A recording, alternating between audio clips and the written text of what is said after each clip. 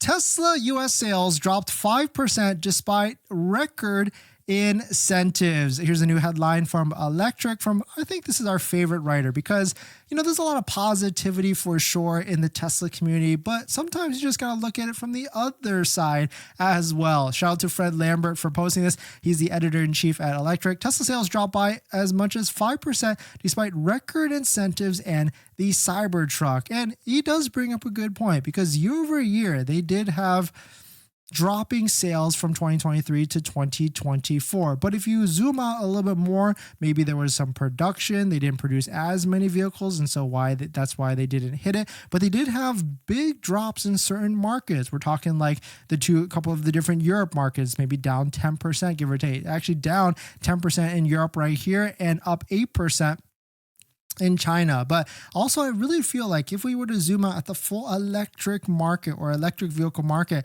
we certainly are, I feel like, tapped out. And maybe the electric sales are 10 to 11% of the whole market for the US. I feel like it's reaching a point, because we saw not only did Tesla have big discounts in deals, record-breaking deals last in Q4, but all manufacturers had really good deals. We saw commonly lease payments $100, $200, $300 on variety of different vehicles, electric vehicles specifically. And so I do feel like the market for electric vehicles is tapped out, and really because, people don't have time to get into a different vehicle, or trying to understand a different vehicle with all the different things you have to set up, like an electric vehicle charger and all these different things, when they want to just fill up their gas and just be on their day, and figure out how to get groceries on the table. And so certainly it is interesting to see that with record incentives, Tesla was kind of flat. And so I'm interested to hear more on what they're going to talk about during their earnings call on January 29th. And it also is interesting to see, because Cybertruck, yes, it was a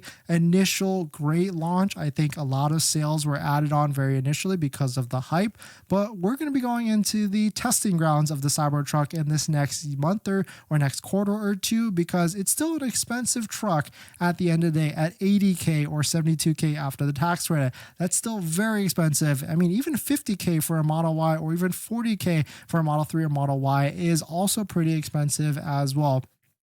But I guess maybe I'm not necessarily talking correctly, because the average vehicle price of a US vehicle is around $45,000. And so certainly I think it's an affordability thing, and lease payments is going to be the way for Tesla. And that's why we're seeing more and more deals like this, where they're pushing the lease as low as $299 a month. And I just realized these crazy discounts that we saw on this Model Y Performance, that's $6,500 off. It is eligible for a lease as well. And so that means you can get the $7,500 if you don't qualify for the $7,500, and $6,500 off if you combine that with a Tesla referral code of $500 off. That's $7,000 off.